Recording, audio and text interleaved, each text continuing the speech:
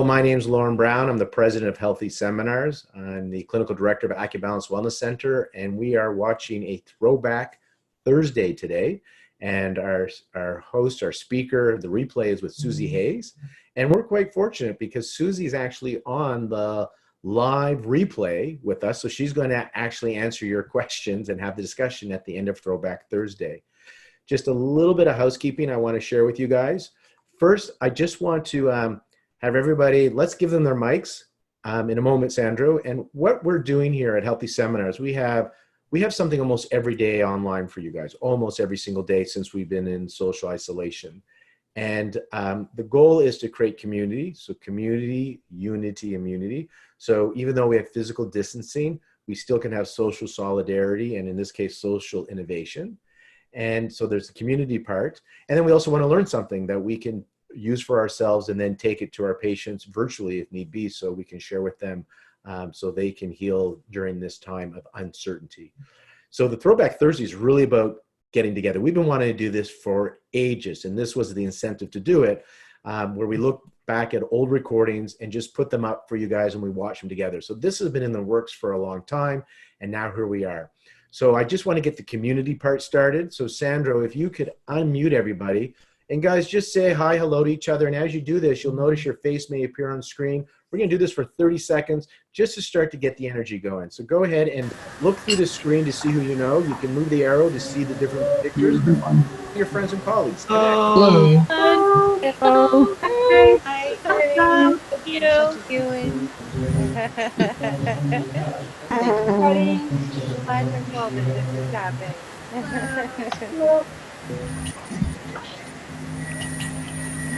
Hey, thanks, Sandro. Hi, Susie. So many people on there. See my old classmate and friend Jen on there. You've been on for Kia. You've been on for a lot of these, so nice to see you back on. It's just good to start to see familiar faces. My good friend Susan Fox. Just so many of you guys I've known for a while, and some of you I'm just starting to get to know you guys. All right, I'm going to do a quick. I'm getting quicker at this. If you're looking for information about all these resources, go to the homepage. This is your first option before emailing us for the link. Go to your homepage, and then halfway down, you'll see a link for our resources. It's a big logo on Healthy Seminars homepage, Community, Unity, Immunity, or just save the URL healthyseminars.com/resources. What we've added to this page, we're always adding content, but we have these anchored, so you can see we have stuff on telehealth, topical webinars, our Conscious Tuesday, our Throwback Thursday, that's us today, classical Chinese herbal principles and action response to COVID-19 series. We got tons of these on a weekly basis. And then our upcoming CEU approved live webinars and our discount during isolation. What we recently added is a little bit of a calendar because there's so much happening and we have it by topics here. People want to know what's happening today. So this will get added quickly. So if you want to know what's on today, today's April 9th, 2020, here's what's happening. And then you can see pretty much every day we have something happening, and we've only put up to April 20th. We'll keep extending this, okay? So we got stuff already up until May 6th. I just want to let you know that's all there, and you can find more information by scrolling down on each specific course. It'll take you to where the replays are. If you want to know our upcoming webinars, you want to know what our discount is, you forgot what the coupon is, by the way, it's Healthy25, go down that page. So that's all on the healthyseminars.com/resources page. Now, Sandra, if you can bring up the video, please. You get what you give, so I just want to send out some gratitude. First, Susie, thank you for joining us today for this replay. So I think it makes it extra special that the presenter's here to share and get involved in the discussion. Two, I just want to thank Sandro and Lorianne for everything you're doing.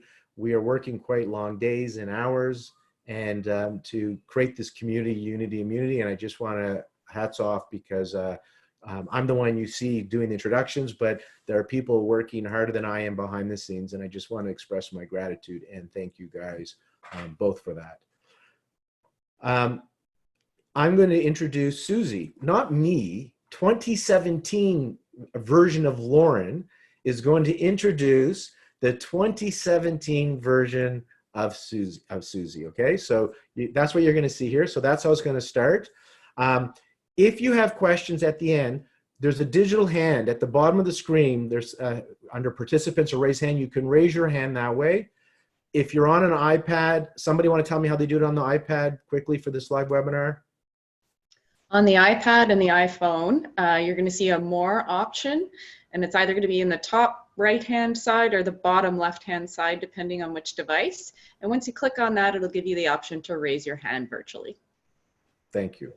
So that's how you can type questions in the chat room. I've asked Susie not to answer them. I know she's too giving. It'll be hard for her to not answer your questions in the chat room. I asked her to wait to do that at the end during the discussion. We'll give priority to those that raise your hand. When you raise your hand digitally, not like this in the real room, but digitally on the computer, we'll give you your mic so you can actually talk and have that discussion. So we'll turn on your mic for you. Those people will get priority over what's in the chat room. And I mentioned Susie's course that's online. She does have a 6-hour, this is a 45, 50-minute course, non-CEU. She has an online 6-hour course that historically has always shown up in the top 5 favorite courses in Healthy Seminars since we did this in 2017. And it is on sale during April 2020, during our time of isolation, for 25% off using coupon code Healthy25. So I just thought I'd let you know, because you're going to hear me introduce it in the talk. I just want to let you know about that. All right, Sandra, let's hit play. I'd like to present to you 2017 Lauren and 2017 Susie.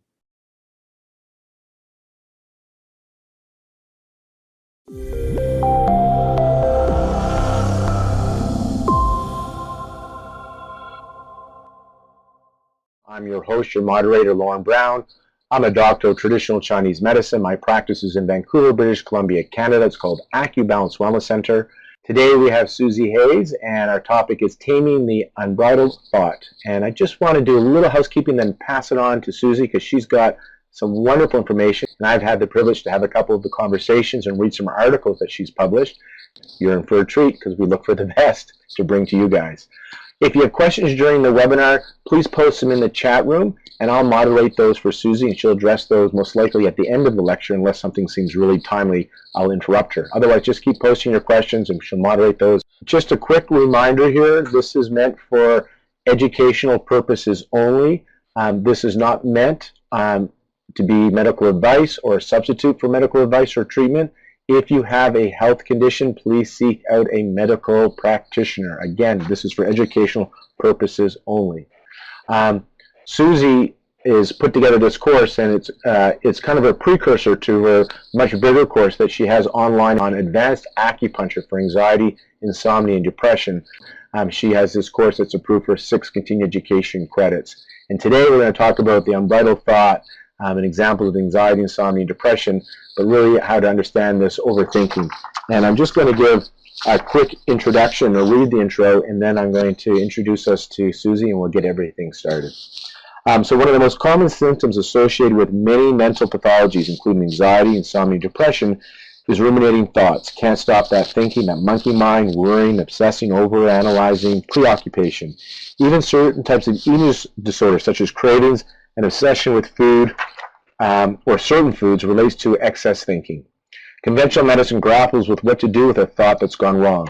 Often antidepressants, sleeping aids, or sedatives are prescribed, or one may be referred to a psychiatrist or a psychotherapist, or be recommended even surgery, such as bypass surgery for eating disorders. Common self-help strategies may be to think about something else, such as counting sheep if you're struggling with insomnia, or even alcohol or other non-prescription mind-altering substances to take your mind off it. A thought, or the act of thinking, despite advances in neuroscience, warrants further exploration in its physiology and its treatment for pathologies. Being mostly an immaterial concept, pathologies involving thinking gone wrong are very suitable for acupuncture or energetic medicine. So we're going to join Susie in this webinar as she explores advanced acupuncture pearls, synthesized and modernized from the ancient medical texts that can be implemented in practice today to help patients manage and move their thinking, transforming their thoughts into action. So this webinar is a precursor to our 6 continuing education credit course called Advanced Acupuncture for Anxiety, Insomnia, and Depression. And this will go deeper into the ancient wisdom in the text, providing excellent results orientated to treat and prevent mental and emotional pathologies. Now, Since earning her master's, Susie Hay, since earning her master's in science and acupuncture from Bastyr University in 1998, she's been a dedicated clinician, teacher, and educator in the field of acupuncture. We've had some great conversations, and she does stuff in women's health and mental, emotional. So she's got lots to offer, and she's got lots of experience. She has served as adjunct faculty at Bastyr and has taught acupuncture to professionals nationally on topics including mental, emotional health, pain, women's health, and medical qigong. She's practiced acupuncture in Washington since 1998, including founding energetic medicine, where she has enjoyed treating numerous individuals and families with a variety of acute and chronic health concerns.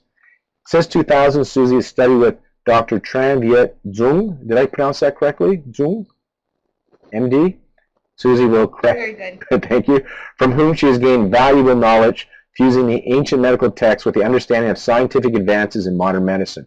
Her thousands of hours of continued training with him in several countries has spanned numerous specialties, including psychology, neurology, cardiology, gynecology, immunology, rheumatology, endocrinology, gastroenterology, nephrology, afflex pathologies, internal branches of the principal channels, divergent meridians, curious meridians, advanced diagnosis, and chronopuncture. See, she wasn't lying when she said she's a dedicated student, a dedicated learner. We love this. And this is what I love about people like Susie. She does all this work for us, and then we get to sit here and she distills it down for us. Can you imagine? She's had this privilege to study with Dr. Tran, and now we're going to get a taste of this through Susie, so I appreciate that. There's tons you can read about Susie in her bio, but I really want her to get to the material because she's got a lot of it. Again, if you have questions, post them in the chat room. Remember, she has an online course through ProD approved for 6 continuing education credits. Without any further ado, I give you Susie. Thank you very much, Lauren. Wow, that was wonderful. Hello, everyone. It's wonderful to be with you to study something we're all very passionate about, which is acupuncture and how to help our patients with acupuncture.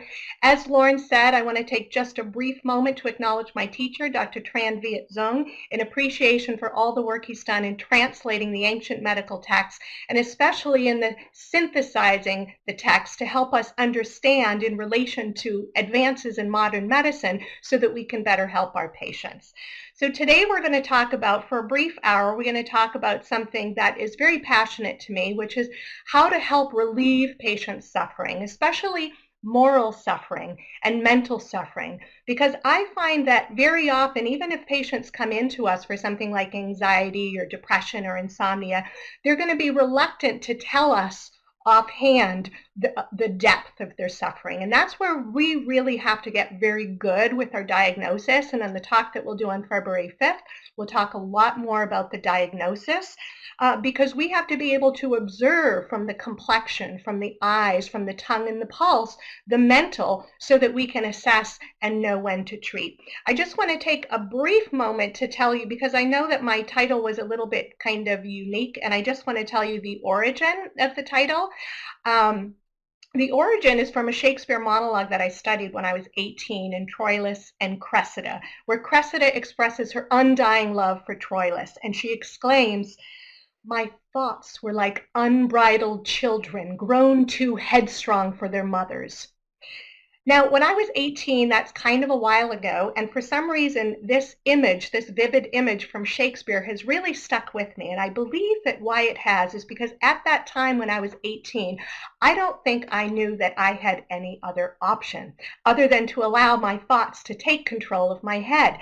And since then, over almost 2 decades of practicing with many patients, I've observed that there are so many patients that struggle with being a prisoner of their own thoughts. And one of the most beautiful things, and my goal within this hour, is really to give you a deliverable that I would say is possibly the single most effective clinical tool that I have used in my practice to receive results from my patients. And I know that that's what we're all here for, is results with our patients. In addition, the theory that I'm about to explain to you that has a lot to do with lifestyle, where we coach with patients, I would say has been what has been most transformative for me personally in my own life. Okay, so with that said, because I'm obviously committing to a lot within this hour, let's just briefly look at the outline, because we have several things that we have to go through in understanding the physiology of a thought and then the pathology before we just jump right to treatment. Because one of the most beautiful things about acupuncture is the inherent reasoning behind the points. And one thing I've learned from my teacher is to avoid point recipes, because it's the intention behind the needle, as we all know when we practice, that is much more potent than the needle. So first we're going to look into the definition of unbridled thoughts and yi pathologies, especially in relation to anxiety, insomnia, and depression, like Lauren said in the beginning. We're going to look at the importance of the mental in the ancient medical texts, because they put a lot of importance on the mental. We know that with the role of the Shen, but also looking at the Jing Shen and the mental activity of each organ system and the importance of that. And then the duality between the two. So in talking about yi and in talking about thought, we have to talk about the movement of the thought to action. So we're going to be looking at the ji and the will and that duality, that relationship. Then we'll briefly go into pathologies of unbridled thoughts or a thought gone wrong, talking about the etiology and then energetic treatments, especially in anxiety, insomnia, and depression. Overall, working toward applying the ancient texts to today's reality, because the more that we study them, they really have everything to do with what's going on in the world today. So first, just to look at some diagrams to understand, because like I said, it's really a lot about observing our patient when it comes to, not that the patient walks in like this, but unbridled thoughts can take a lot of different forms. So in this case, we're looking at somebody with extreme worry, we could say, leading to anxiety. And also, as Lauren mentioned, not to forget cravings. You know, here's a case, though, also where somebody's overwhelmed, a lot of input. Think of today's time with all the input of information, and it's so easy to get overwhelmed. How can we possibly process the thought? And remembering with cravings and obsessions and addictions, all these things fit into yi pathologies, really. So we have to understand, again, the physiology of yi. Studying. How many of you work with students? Whenever we work with students, we always have to remember to treat the yi. And not just with students, but think of all the professions that involve a lot of thinking. So for example, I work sometimes a lot with psychotherapists, and I often refer to them as professional thinkers because their role is to analyze. Same thing with data crunchers or research analysis. We really want to know, how can we have an impact on their yi and really help the yi to function, even if they're not struggling from cravings or worry or obsessions and that sort of thing. We live in a time with excess work, overwork. As soon as we tackle everything in our inbox, it fills up again, right? And with all this overwhelming stress with our day-to-day work, it can be very difficult to make decisions and to take action. And very often people can feel paralyzed in taking action. And then very often we go to bed and we're thinking about all the things that we didn't get done that day and all the things that we have to get done the next day. That can be referred to as preoccupation. And this is very common with people who struggle from insomnia. So these are all the different types of flavors that a thought gone wrong, let's say, or yi pathologies can take. Okay, we often say worry, but we have to consider all the different flavors with that. Rumination is another one. Very often I think of rumination as thinking over past events, all the disappointments in life, all the mishaps that have happened and unfortunate things that we have to put up with and pick ourselves back up and move on. And very often we can get stuck in replaying those things over and over again, and that can be considered rumination, whereas worry is often anticipation of something that's to come in the future.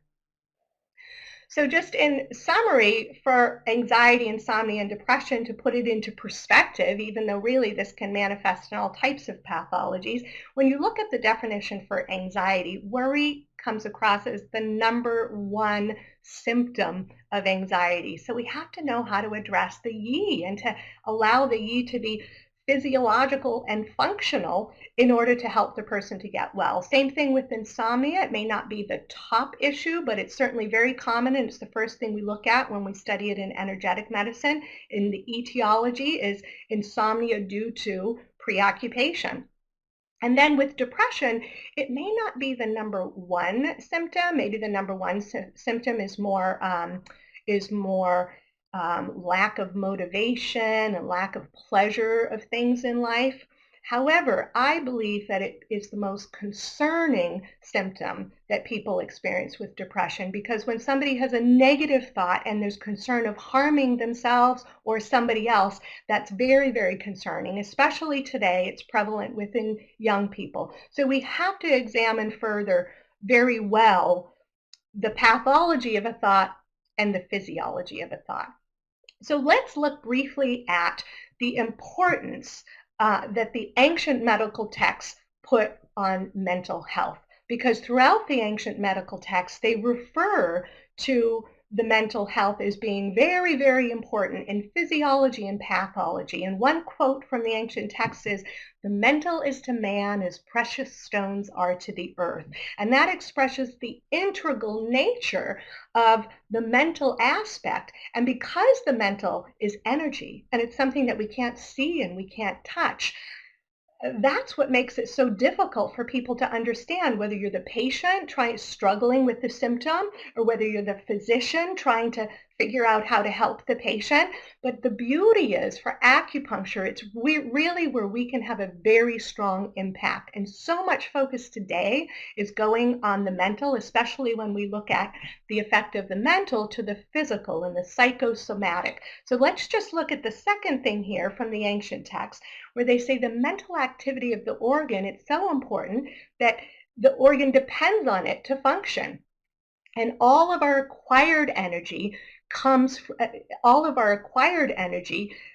will be strong when the mental is strong. And then when the energy is strong, perverse energy can't attack. So you see how important that is for prevention.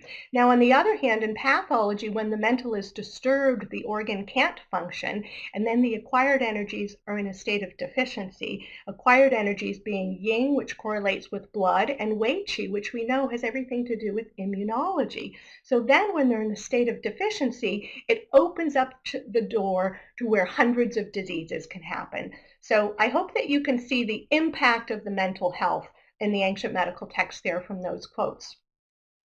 So looking briefly at the mental activity, or what's referred to in the ancient texts as the Jing Shen of each organ system that allows it to function, if we look at the law of 5 movements, and I don't know if you can see when I move my mouse here, maybe I'll use my little handy arrow and see if that works. So we have wood, we have fire, we have earth, we have metal, and we have water. And we know that the organ that relates to wood is liver, and then we have the heart and the spleen, and the lungs corresponding to metal, and the kidneys corresponding to water.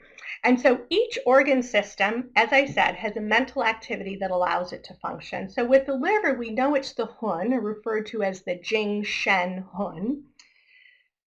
The Hun, as we know, relates to our vegetative soul. And the vegetative soul, what they mean by that is our creativity. Okay? The heart relates to the Shen, the overall Jing Shen Shen, the overall mental activity. And it has a very, very important role in managing all of the other Jing Shen. The Yi, which we're talking about today and focusing on today, the Jing Shen Yi, we know relates to a thought. Well, it's normal to have a thought, but what is a healthy thought versus an unhealthy thought? And we have to be able to help our patients to know how to manage their thoughts, and the texts give us ways to do that. And then the Po is our sensitive soul, so our sensitivity. And that's very, very important to evaluate that, especially when we're dealing with patients with depression. And then we're going to talk a little bit today about the Ji, referred to as the will, which relates to our motivation. And the Ji, I mentioned, has a very close relationship with the Yi. So we're going to spend a little bit of time and look at that. But just first to mention a concept that I unfortunately have to go over very, very quickly due to time, but it's really important to understand, is that the mental activity, the Jing Shen, is an acquired type of energy. So what do I mean by that? I mean energy that comes after we're born, right? So we have the innate energy and we have acquired energy. Acquired energy, we eat the food, the stomach sends the cereal energy to the spleen sends it to the lung, tie-in of earth to tie-in of heaven, and then the lungs receives the air, and with the food and the air, it makes the yin very quickly to go through that, and the yin travels through the principal meridians, nourishing the organs. Well, in the organ has a yang aspect and a yin aspect. And if the yang aspect is working thanks to the fire of Ming Men, then the organ itself goes through a further metabolization of that energy, producing a more pure form of energy, which is acquired Jing. Okay, so the mental activity is Jing, but it's acquired Jing. The acquired Jing includes our anatomical Jing, our sensorial Jing, and the Jing Shen, which is the psychological Jing. So all that very briefly to tell you that when we're working with the Jing Shen, we're working with the acquired energy. Okay, so just a little bit to, oh, here's my little handy arrow. So just a little bit to talk about the role of the Jing Shen Shen. It's a very important role of the heart. The heart, you know, is the king, and the king is meant to stay in its palace so that it can have a clear lucidity and a good conscience, because it manages all of the Jing Shen, of all of the other organs, all the mental activities. And this is a real important responsibility that the heart has to manage all this. And this is why the heart has to stay in its palace and be centered in order to have that clarity to carry out the order. And when the Shen is, when the heart and the king is in its palace, that's when homeostasis can happen.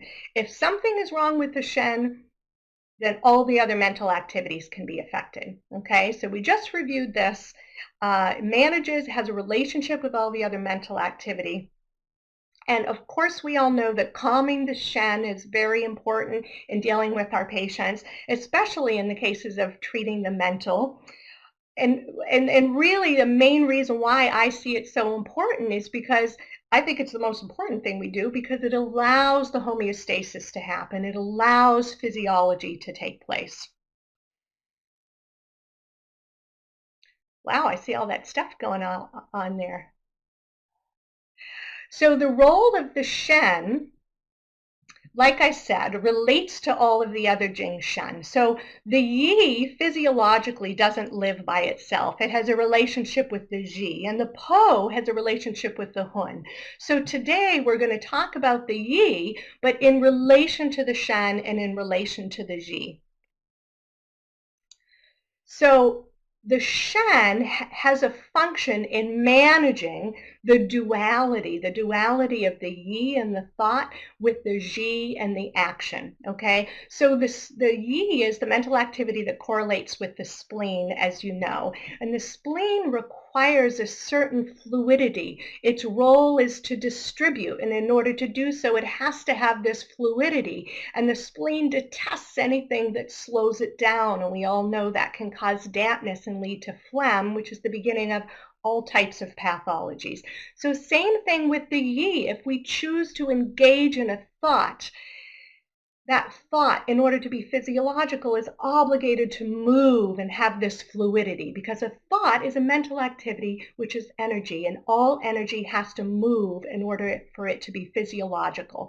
So the Yi has an interiorization where it goes interior. The king, provided it's in its palace, provided it's in good working order, provided it knows what's good for its entire domain, makes a decision to carry out the order and decides if this is a thought worthy of being considered, and should we carry it forth toward action, the movement of exteriorization. Okay, so this interiorization and exteriorization follows a natural law that the acquired must come back to help the innate. The texts use terms such as the son must come back to help its parent.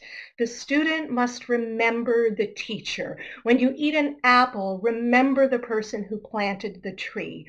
And if the texts offer a theory, then you're guaranteed that there's a clinical application for that theory. And very often we have to work hard to find it, unless if we found a wonderful teacher like Dr. Tran Viet Zong, who does the synthesis of the text for us. So when we treat the acquired, in this case the spleen or the Yi, we have to treat the innate.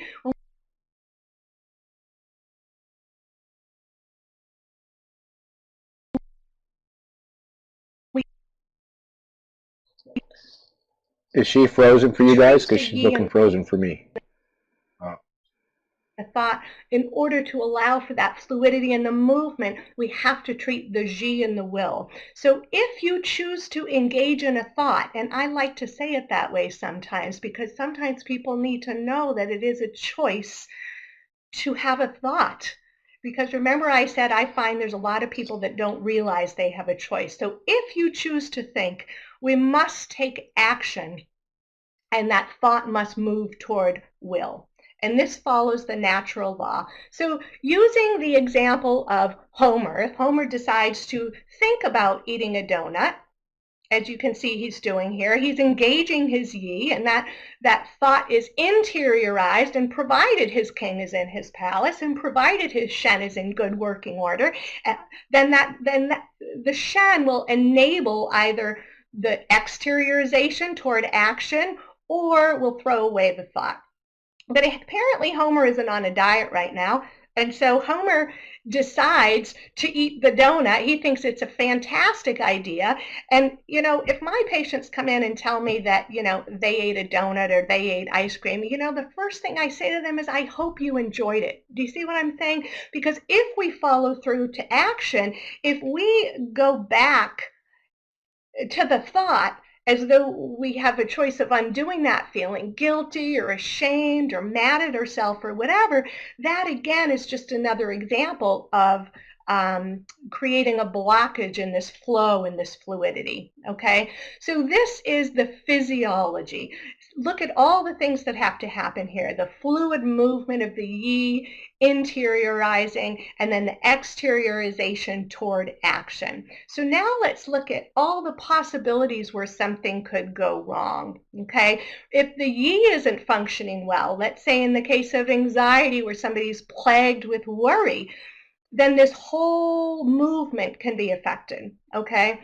If the shen isn't doing well, then the shen can choose to take action on things that may not be good for the organism or good for somebody else, right? And in the case where the ji or the kidneys aren't doing so well, and the person thinks, I'm going to make this choice, I'm deciding I'm going to do it, but then I'm going to put it off until tomorrow and put it off until tomorrow because they just lack the will and the motivation to make it happen. How often does that happen, right?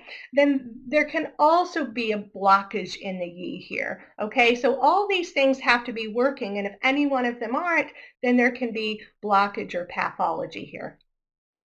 So to put that in perspective, even though we're using the examples of anxiety and insomnia and depression, and actually back on the picture with Homer here, I gave the example of anxiety here, but also with insomnia. Insomnia, the shen is usually disturbed, and so there can be a blockage here, but I like to use the example of depression, which is often more chronic, where like I said, the patient has the lack of motivation to take action on all the things that they want to do in their life, or the shen is so disturbed they choose to do, they have negative thoughts and choose to do negative things.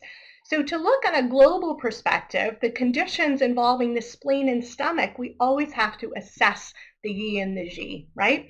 I mentioned that the heart and the mental is involved, so any conditions with the heart and the shen, we have to consider to evaluate the yi with the patient. Same thing with the kidney, so any chronic conditions, we have to assess the yi.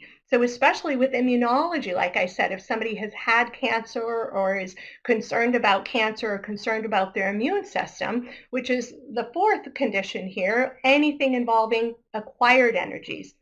So, so for example, yin, which travels through the organs, which is the energetic aspect of blood, so anything to do with blood, and then wei qi, immunology. So basically everything we should evaluate the yi and ji. And for the sake of time, I'll just tell you the one key thing that I've learned and observed with patients from a diagnostic perspective, and you don't even have to say anything, because remember I said observation skills are really important for assessing the mental, is looking at the tongue.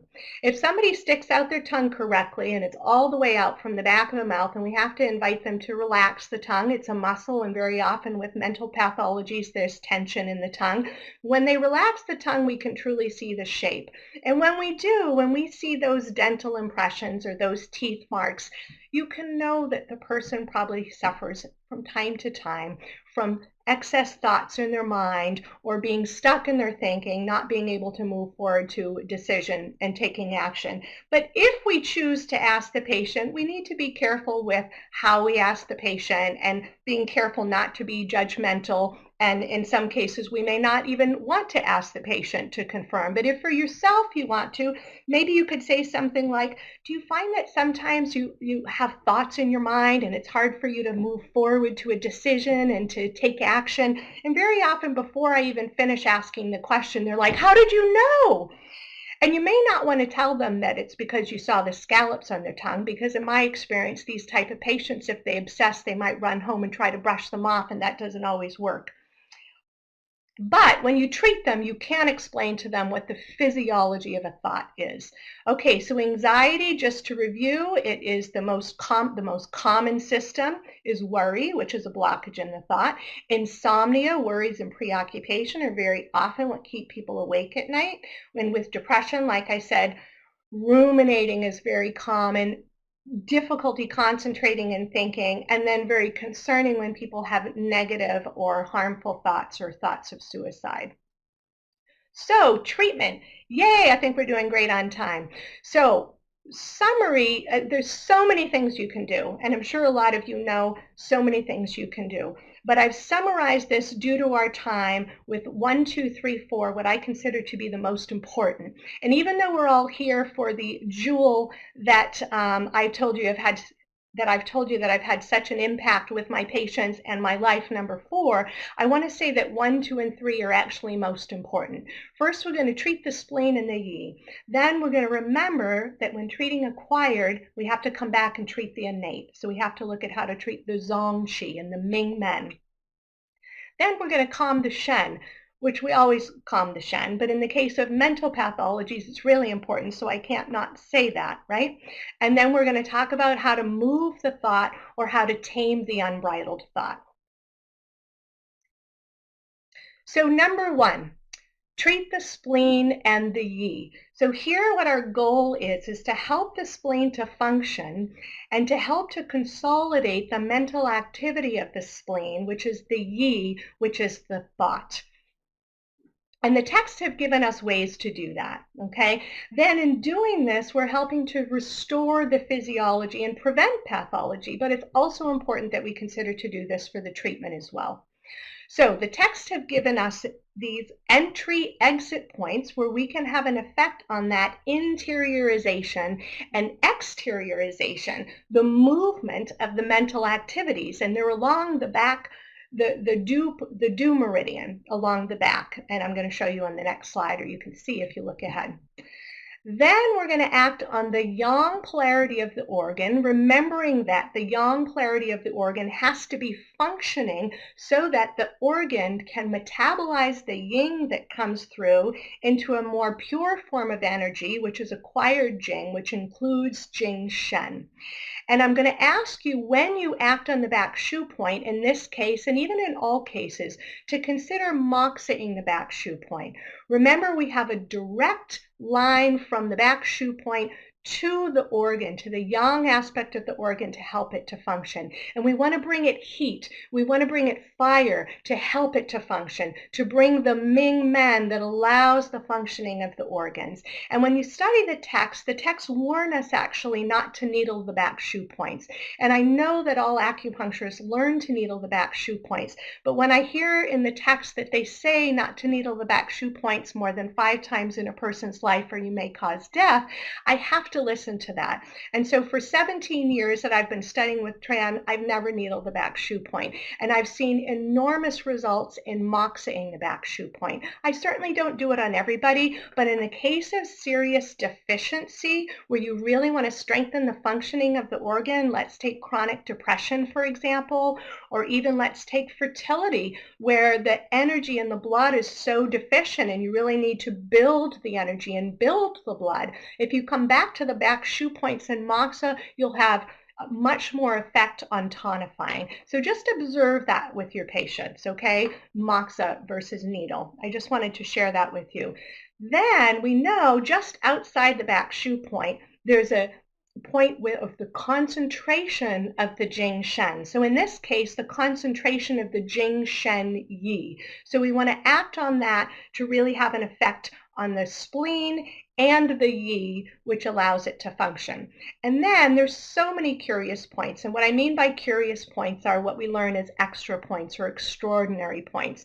And the curious points and the curious meridians, or the extraordinary meridians, are where we can find Jing. The curious meridians transport the Jing. Remember, the kidneys store the extra Jing, and it's transported through the curious meridians, of which the Dumai is very important, and then it's stored in the brain. By the way, remember all those pictures outlining the pathology? Everyone was holding their head. That wasn't on purpose. So when we act on the curious points, we act on Jing, so we act on the mental. And you all know that when you do the ear points, but now you can think when you do the spleen and the stomach points in the ear that you're consolidating the Jing Shen Yi, the mental activity that allows the spleen to function. When you do these points in the ear, you're focusing on physiology, which remember is first, number one. If we just treat pathology and don't remember about the functioning and the physiology, we're really missing a lot here. Okay, so now to look at the diagrams to help us with that. So the space between thoracic vertebrae 4 and 5 is the exit entry point for the Jing Shen Yi. And we can needle or moxa this point to help to consolidate the Jing Shen Yi.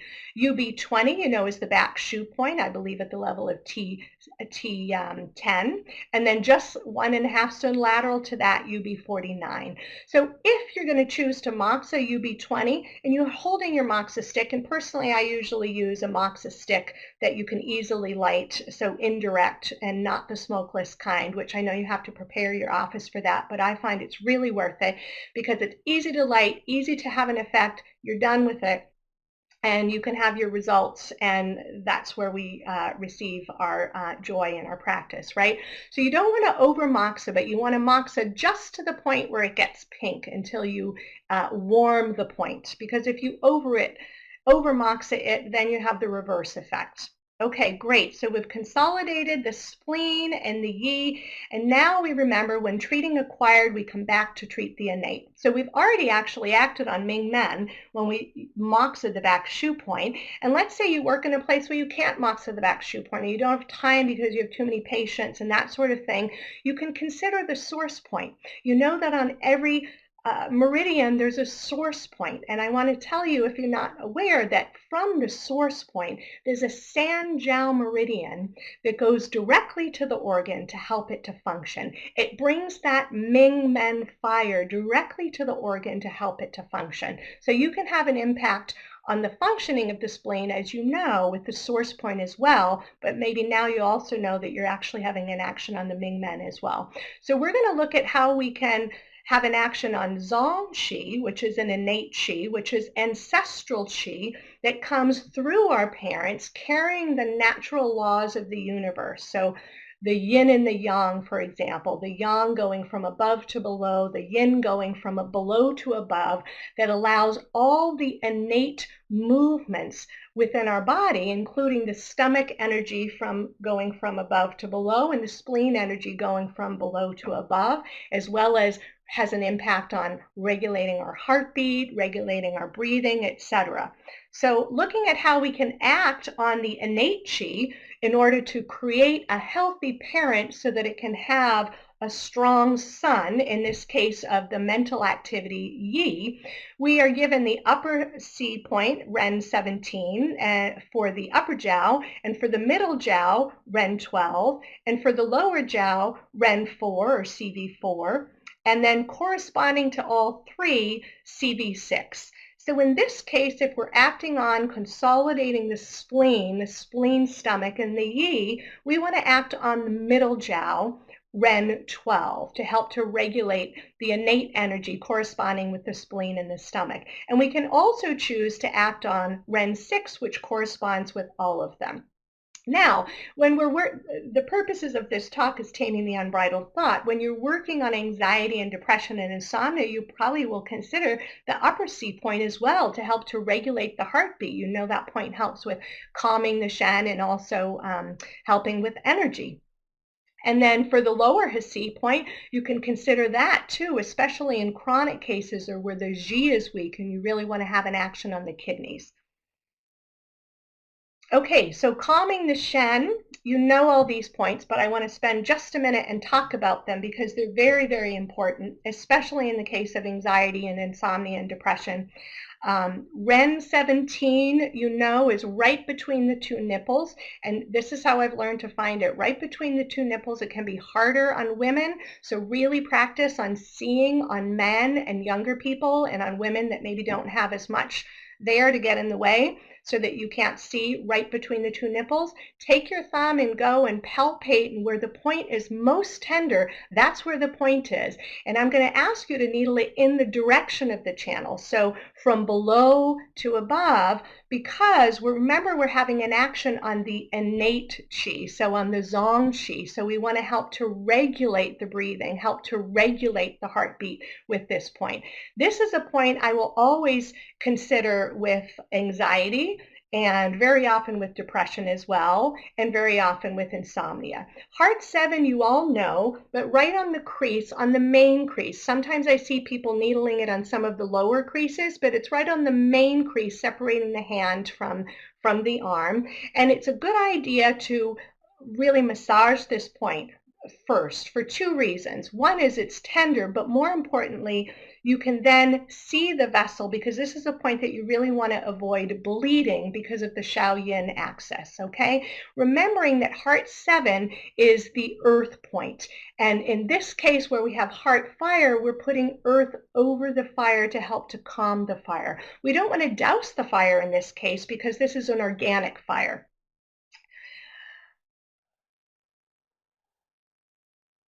Moxa or both. You can needle them and you can moxa them, okay? But normally I would needle them because I'm needling the patient. Thank you for asking the question. So do 20, I'm just going to move that back there.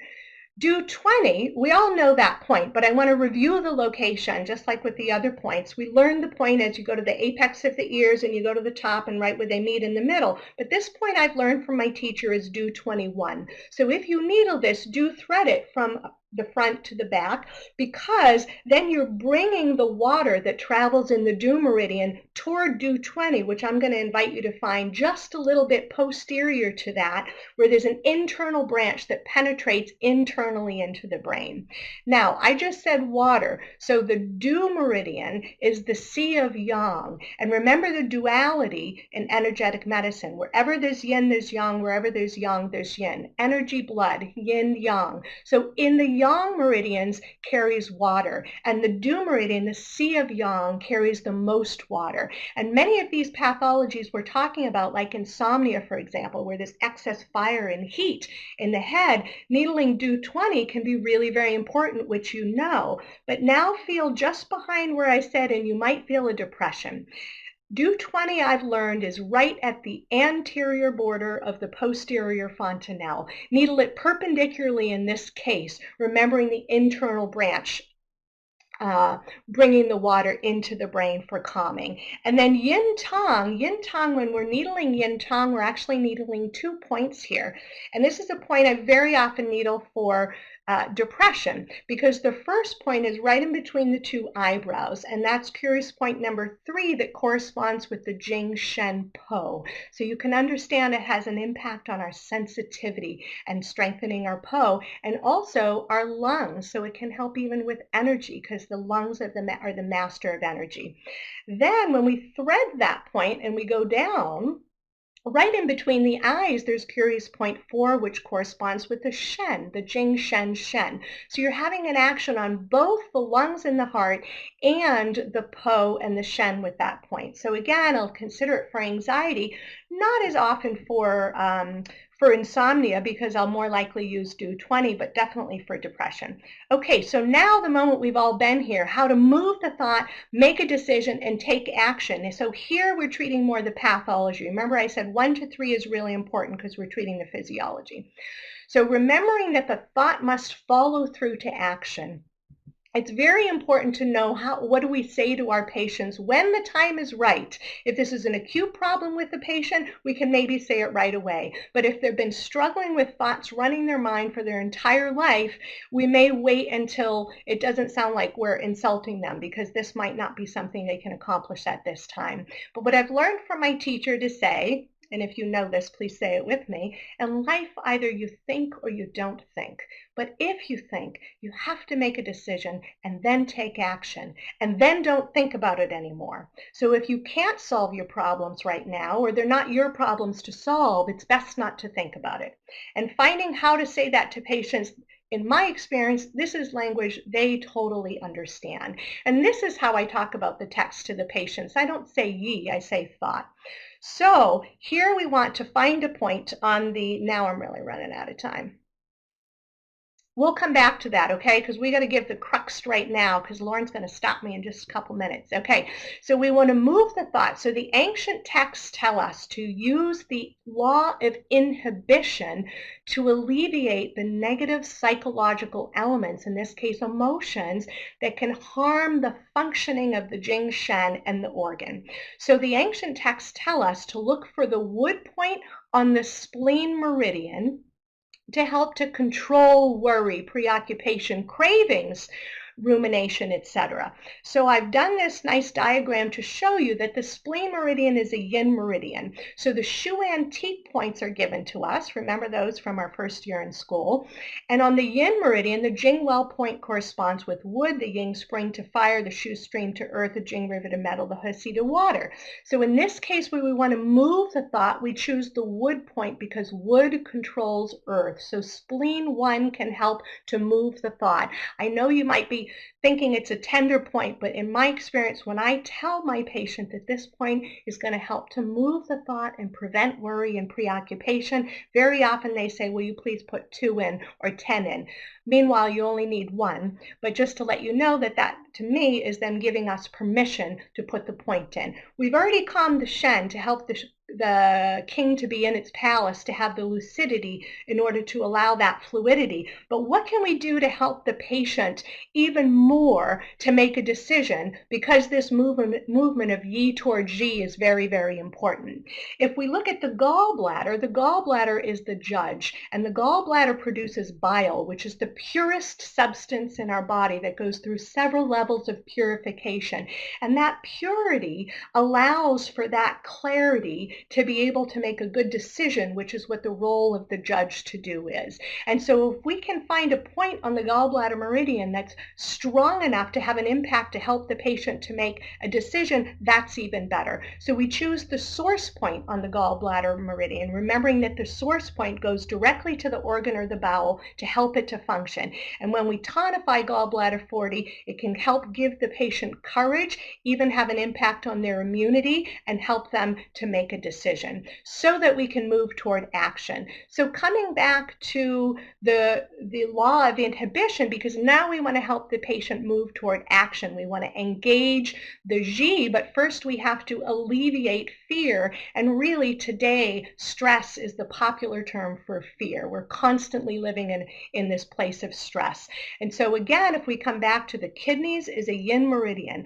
On the yin meridian of the kidney meridian, we look for the point that corresponds to earth, because earth controls water, to help to alleviate the fear and stress and engage the will and motivation to help the patient to take action. So again, looking at the kidney meridian, we look at the Jing well point, the Ying spring point, and the Shu stream point, which corresponds with earth, and kidney 3. We choose kidney 3 to tonify kidney 3 to help move them toward action. Kidney 3, like heart 7, you want to massage it very well to avoid bleeding the tibial artery, again because of that Yin axis. Also, it's a tender point, so it won't be as tender for the patient. So if you can massage it, you can see it better, and then when you needle and tonify, you can avoid bleeding it. Okay, so just to review what we've done: spleen 1 to move the thought, gallbladder 40 to help make a decision, kidney 3 to help take action, and if you really want to help strengthen the patient's will, you can add the kidney point, the auricular point in the ear, to further consolidate the G, remember, consolidate the will, and further help them to take action. So just to review the points we did in the ear to consolidate the mental, we did the stomach point. You feel the end of the root of the helix, and right at the end you can needle the stomach point perpendicularly on both sides. This is a left ear anatomically. The spleen's on the left. Just a little bit up and back from the stomach point is the spleen point. I always needle these points when I'm treating students to help reinforce their yi and their thinking and their studying. Then you can always needle, of course, Shen Men, like I'm sure that you do, to help regulate the Shen and the heart so that the king is in its palace. You go to the triangular fossa, and at the apex, just a little bit up perpendicularly. And then if you take a vertical line from Shen Men and go below, just below the inferior root of the antihelix, I'm using my mouse, I think you need this guy here, then you can needle kidney yin to help to strengthen the will. Okay, we're closing up here. We're going to review. We just moved the thought: spleen 1, gallbladder 40, make a decision, kidney 3 to take action. Remembering this is treating more the pathology, the worry, taming the unbridled thought, moving that yi, the thought, toward action. Okay, so reminder that the first 3 we worked on physiology, because the individual has to be strong. The body has to be in homeostasis and equilibrium, then it can receive the treatment when we treat the pathology and moving the thought. So, review and applying the ancient text to today. Really, what we can do for our patient is 10 to 20%. We have to remind our patients of how to manage their thoughts and how to put their heart, their Shen, their king, back in its palace. And so we can tell our patient, either you think or you don't think, but if you think, make a decision, take action, and then don't think about it anymore. If you take action, or if you can't take action, it's best not to think about it. That's really important, to give people this thought that they have to have a discernment over what thoughts they allow to sit around in their head taking real estate. A term that I like to use with patients, and I use with myself, is disciplining our thinking. Why? Because people are familiar with disciplining their eating, and we know the impact that that can have on their health. But I believe that if people can discipline their thinking, it can have an even greater impact on their health than disciplining our eating. So, are we there? Are we there? Taming the unbridled thought. So, really what we've done here is helped the patient to put things in perspective. We don't take away their thoughts. We don't take away their problems in life. But remember, we worked on strengthening the organism and then treating the excess thoughts to put things in perspective so that the person's back in the driver's seat, back in control of their life, and having fun and enjoying life. And this is really important because, just one last quote from the ancient texts about this, why treating the mental is so important, is in talking about prognosis. In the ancient texts, they say, when the mental is good and the disease is strong, the prognosis is good. When the mental is weak and the disease is weak, let's say hachu, the prognosis is poor. So I hope I said that correctly. When the mental is good and the disease is strong, the prognosis is good. When the mental is weak and the disease is weak, the prognosis is bad. Thank you very much for letting me run over, Lauren. So I want to thank 2017 Susie and 2017 Lauren for that. If you have questions, use the digital raise your hand and we can have some discussion. So we'll go there first. And again, I'm curious, Susie, we're going to start to chat with you just based on what's going on today. Is there any other advice you have for points and stuff? I do want to remind you, if you guys can put in the live webinar for the chat, actually I'll share here. Susie does have a comprehensive course. She's had this up there since the late 2017, as you can see here. advanced acupuncture for anxiety, insomnia, approved for 6 CUs. So if you go to the presenter page, you can find this page, and that's where this course is. So you can find that there. Also under the resource page, if you want to watch this again, this replay will be up later this afternoon, and it will stay up for 48 hours, a little bit longer than 48 hours. By the end of our Saturday night, it will come down. So if you want to watch this free replay again, you can go for that. When you do a CEU course, like Susie's 6-hour CEU course, it stays in your, you have 2 years to complete for CEUs. You have access to the quiz. And then as long as we can support the recording on Healthy, the actual material will stay in your account lifetime. There's an asterisk. Lifetime is as long as we can support the recording. What do I mean? Well, when you buy a car today, there's no 8-track in it. There's not even a cassette player. So that's my point. As long as we can support it, the video and recording will stay in your account for CEU courses. And you have 2 years to complete for CEUs. So if we have any questions, we'd like you to raise your hand. So does anybody have any questions? And while we're getting ready and looking at the chat, Susie, so I thought it was pretty, you know, it's, to me, it seems like what you discuss is anxiety and the thought, fear. I love that, you know, stress is really fear. It's appropriate now during times of isolation. Anything you would change a little bit because of what's happening today based on what you shared in that presentation?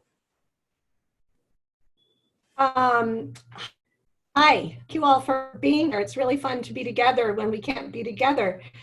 You know, I'll share with you, since that's sort of a general question, that when the whole pandemic thing that's going on right now started, you know, and I've never lived through a pandemic, nor have I studied enough history to, and now I have, but it was hard for me to fathom what was going on, what has now become reality.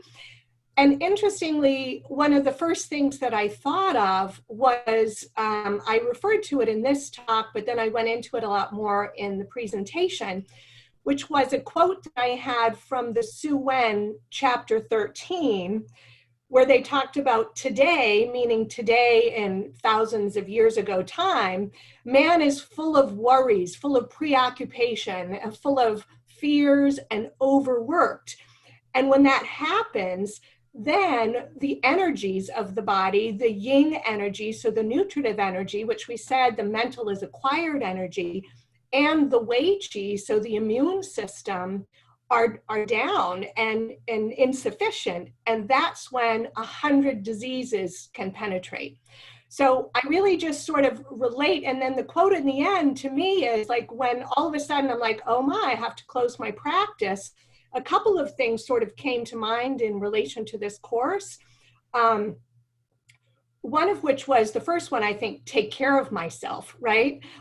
So I started treating myself more and knowing that the mental is most important, because I, as a menopausal woman, already my kidney energy's gone down, my immune system's down. So I better keep my mental strong, be careful about the thoughts in my mind, and make sure I'm eating healthy. And then 2, I remember very clearly, I'm like, what am I going to do? I can't work. I'm going, you know, and so to me, work is action. And and this is like really important, I think, for me to remember with patients with the yi, is that if we can't take action, it's really best not to think. So a lot of what I've been doing during this time is trying not to think personally, other than studying, because studying is a way I can think. So then I'm like nourishing my passion for what I do, so that when I go back into action, I can go full force.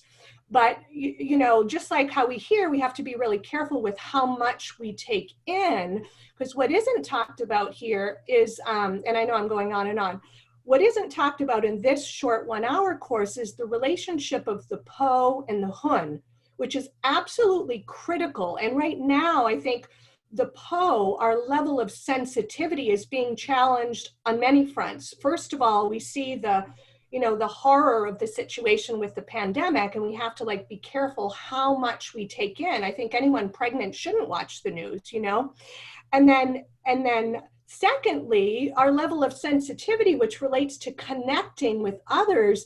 And Lauren, I knew you would do this. As soon as it happened, I waited for you to like change courses and do this, because you're so good at helping us to connect with each other. So here, when we can't, hug our patients or whatever, even see our patients, we can still connect so that we're nourishing our PO. So one concern that I kind of see going on right now is this excess, the temptation for excess thinking about the situation and excess sensitivity about the situation. And remember the interiorization and the exteriorization. So for me, I'm focusing on the exteriorization, and trying to tame the interiorization of how much I think and how sensitive I get. So since we can't take much action, we can be creative. And I think we're hearing that from people as a suggestion. What can we do to create something, even if it's drawing or journaling or doing a puzzle with a family member? Anyway, I think that's enough blah, blah, blah. Thank you. And I have a follow-up question for you as well. And you're talking about the pause, try not to think. And that's very difficult. There are tools out there. And I just want to share, because Yvonne Farrell did our Calm Tuesday, and hers comes down, I think, at the end of today. So that is on the website. Again, if you go to resources, she talks about that a bit. And then there's a segue into Calm Tuesday next week. Lori Deshar, I looked at her PowerPoint, and she's going to go over some meditations and tools to calm the mind.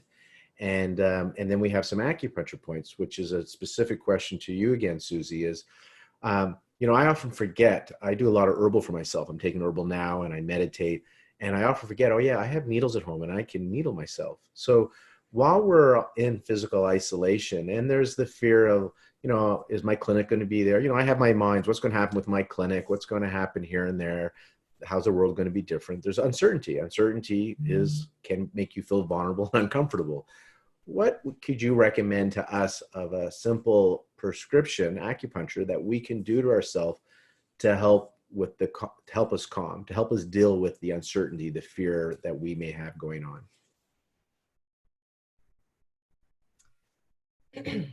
Well, I come back to, first of all, I don't know, right? But I come back to the importance of the role of the Shen, the Jing Shen, the heart.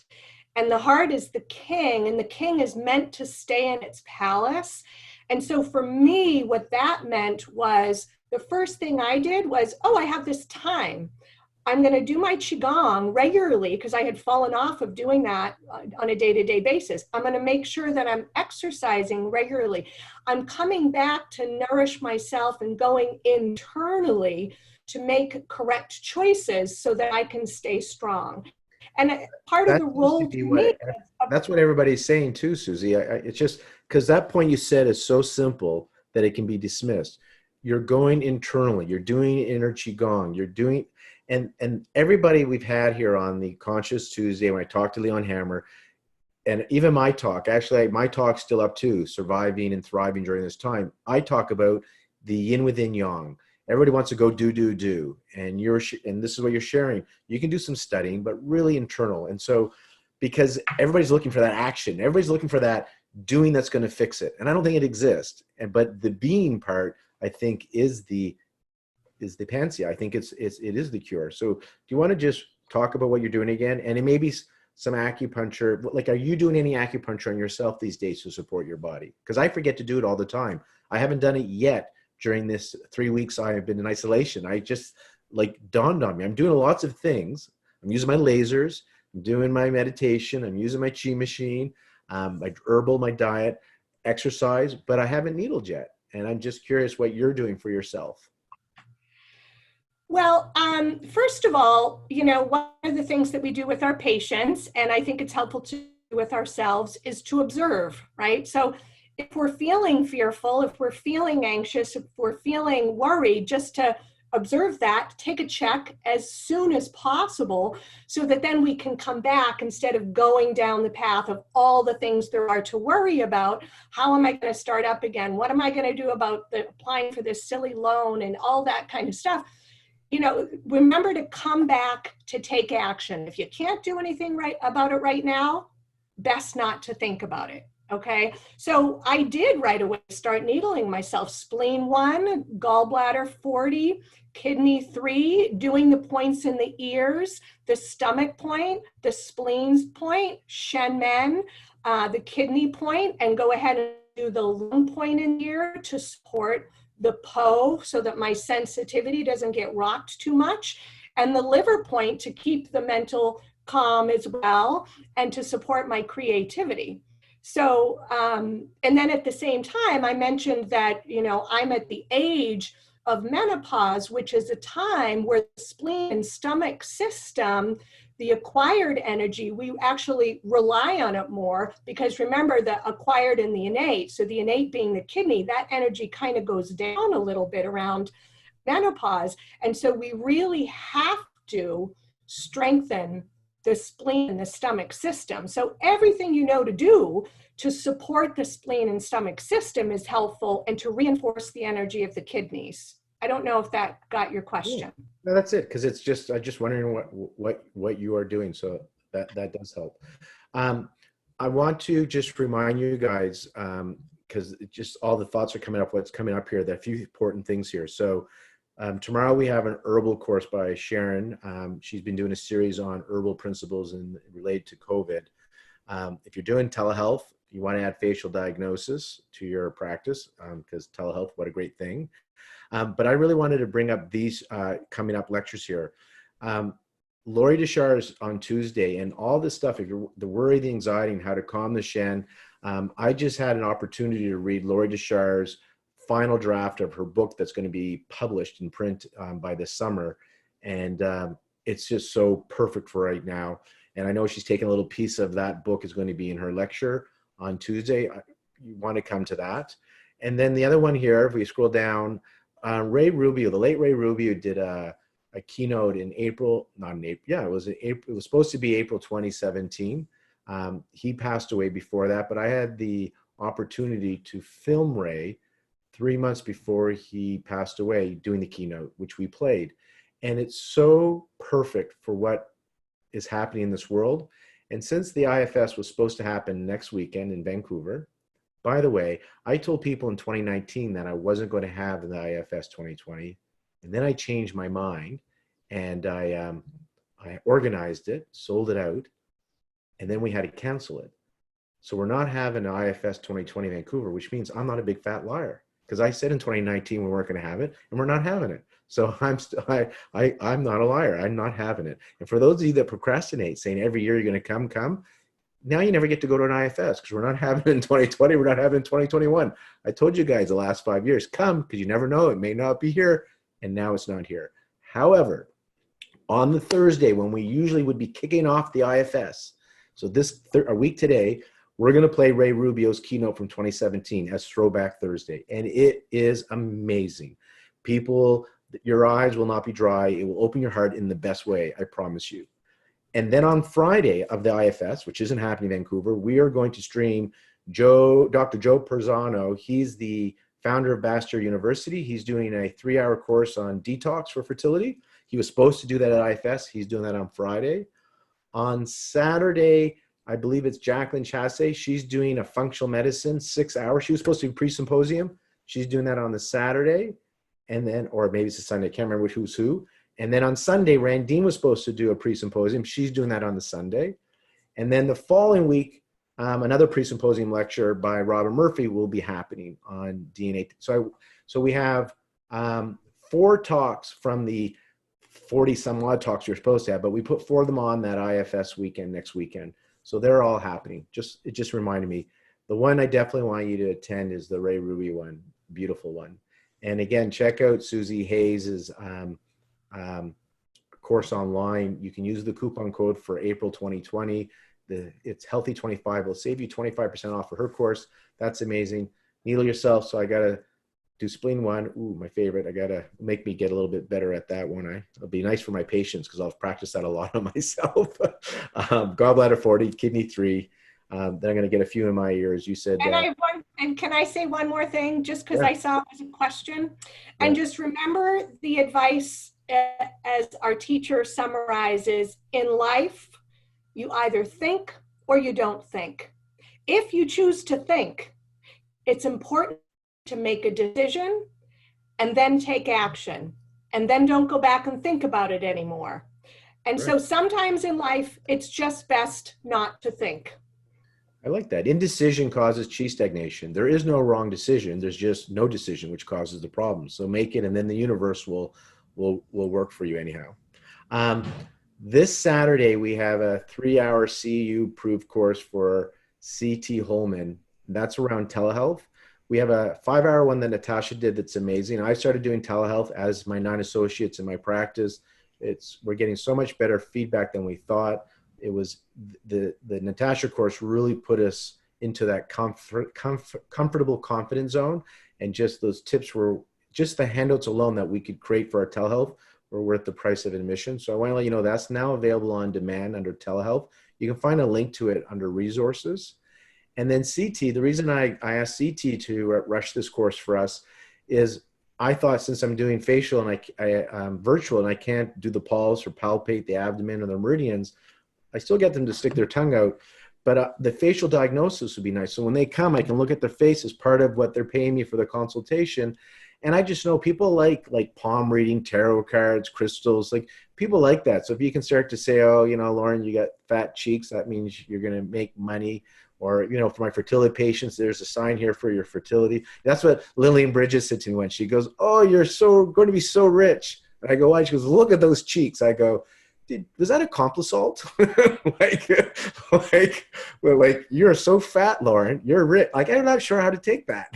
So anyways, a little bit of a complisalt. But he's doing a facial diagnosis course. And so it's about how to read the face. And I think that will be receptive. I think patients will like that when you sit there and look at their face, their ears, their nose, and start to read them like a tarot card. So that's happening on Saturday, and the other telehealth course is already on demand. I will let you know that the California live CEUs are not approved, and but you can get distance for them starting May 20th. So you can register for the live, watch it because you want to get going with your telehealth. However, your Californias, you can't get CEU, you can't do the assessment until May 20th because we're not approved yet.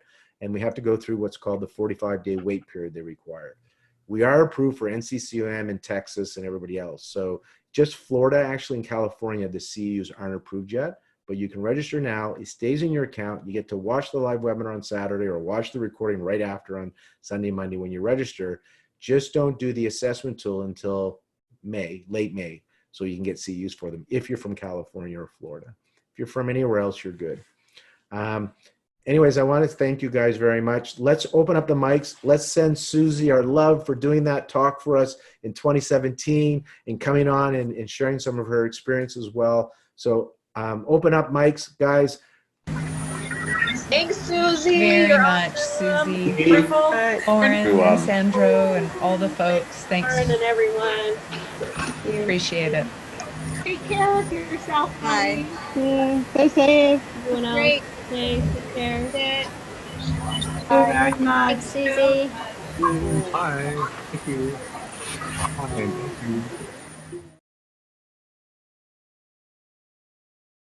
Thank you.